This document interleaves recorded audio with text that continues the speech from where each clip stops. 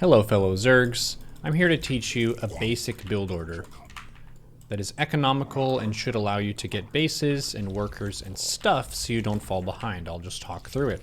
13 Overlord. As we do this, people ask, what about extractor tricks, Neuro? Is that good? No.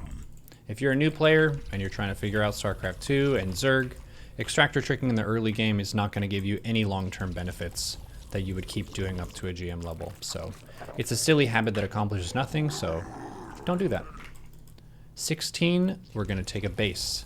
200 minerals, I'm going to send a worker down to the natural-ish. You can send it at 145 toward the third if you're worried about Protoss blocking it, but that's more of a high-level thing. Most low-level players won't be blocking your base. 16, we got the base. And now I'm going to drone up to 18. This egg is rallied to take an extractor. This one is going to be a pool. This one puts us at minimum saturation, 16 of 16. 18 gas, 17 pool. The next 3 larvae are going to be rallied as drones into the extractor.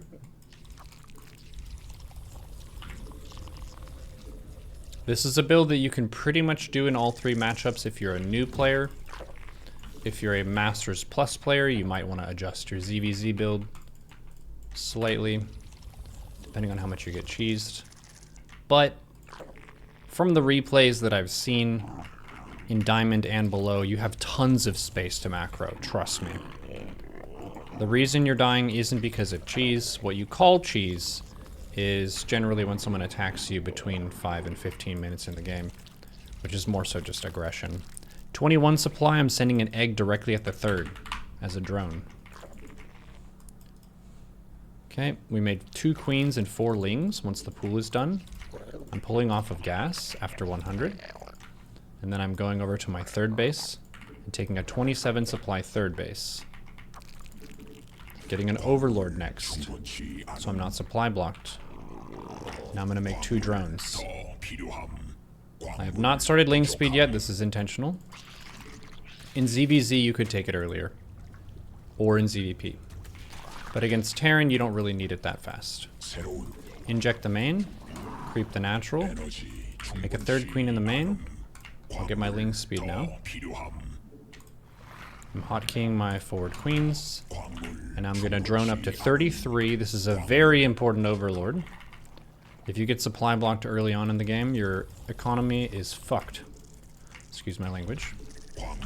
Now we drone up to 36 after I made a 35 Overlord. And then at 36, I'm going to make another Overlord. Creep and inject. I'm trying to spend my queen's energy. Neuro, should I save? Okay, these 3 larvae from the first inject are all rallied as eggs into the extractor. And I'm continuing to drone. My 3rd base is almost done. That gives me 6 supply, but I'm going to make an Overlord because I want more. And now it's 3:30. I'm going to get a Roach War in here so I don't die to stupid stuff. And then anytime you float 150, feel free to make a queen. One of the really common blunders of Zerg players is just not spending their money. And if you're unsure of what to spend it on, expand or make a queen. Trying to keep my bases pretty injected here. 4 minutes, I'm going to take a 2nd gas. My Ling speed is done. It's reasonable to make a round of Zerglings as your Ling speed finishes. Obviously, if you see a bunch of units running at you to attack you, you could make units earlier on. I'm going to get a lair next. Now I'm setting my rally point of my workers to my 3rd base because my natural and my main are saturated. Spore, spore, and spore. Cool. So I have 10 Lings to try and catch Hellions or Adepts if they're sent at me. And then I'm going right back to droning. I'm going to drone and drone. Since my Roach Warren is done, we could practice making safety roaches. Roaches take up a lot of supply, so I'm going to make 3 Overlords as I continue to creep and try to make sure my bases are always injected. 5 minutes-ish, you could slap down a 4th base. Let's make some roaches. Just like 5 is a good baseline, and then if you see a big all-in coming, you can add roaches. But 5 roaches is a reasonable amount to start with. 5-10, I'm getting 2 Evo chambers. Since lair is done, I'm getting an overseer with my queens. This is vital for defending against DTs, banshees, things of that nature. And then it also allows you to scout. I'm going to show you a secret move for how to scout with Zerg. It's called a changeling. You send a spy directly into their main base, and once it gets close to their base, it'll turn into one of their units and it's hard for them to detect. And they have to click it, which is kind of annoying. Okay, so I hotkeyed my 4th base here. Mouse over the upper right, see your worker count. I'm getting Carapace upgrade first. And I don't know if they're playing mech or bio. If you're up against mech Terran, you could get your range attack upgrades. If you're playing against bio, you could get melee attack. Let's say, for example, it's bio, so I got melee. And I'll get a Bane Nest.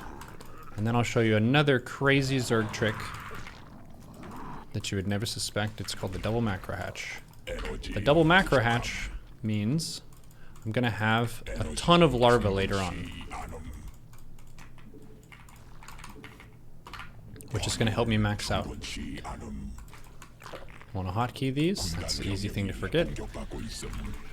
Very easy AI is attacking me. So I have 71 workers. For kind of an all-around normal worker count, 80 is pretty good. Someone in chat mentioned that, I kind of agree. So we have our upgrades going. Our Bane Nest is almost done. Let's just make roaches and lings and try to boost our supply as fast as possible. Keep the bases injected, get Bane speed. Any little inefficiencies in the mining, you can adjust that.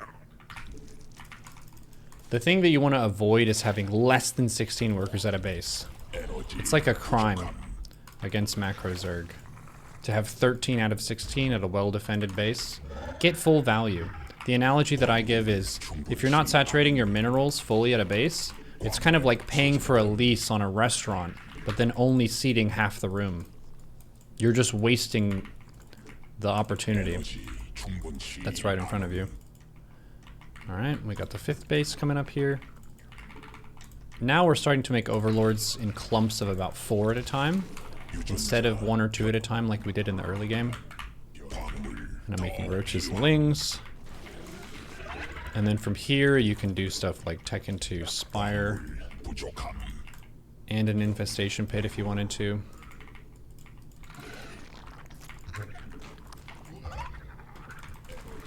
There's a spire, there's an infestation pit, 72 workers, let's go. Yeah, 80, nice. Cool, so we're at about 8 minutes 15 and I'm about to be maxed out. This is a simple roachling kind of a build with Bane tech. Make some Banes now too. Injecting everything means you'll have lots of larvae, and the nice thing about having a high drone count and a high larva income amount means that even if I mess up a fight, I'm rich and I can remake an army. Cool, so this is a basic build. We are maxed out, we can A-move at our opponent, and then remember, before you focus on microing the engagement, make sure your bases are injected. It's kind of like taking a breath before you do your crawl stroke when you're swimming. Then you go fight, and remember to make units through the fight, and then go back to inject, maybe get some tech, double check your upgrades, and then you can go back to the fight. New base may be set up, you can inject that, make some static defense, and there you go. A simple Zerg build that you can do pretty much in every matchup if you're a new player. You have a lot of space to drone, use it.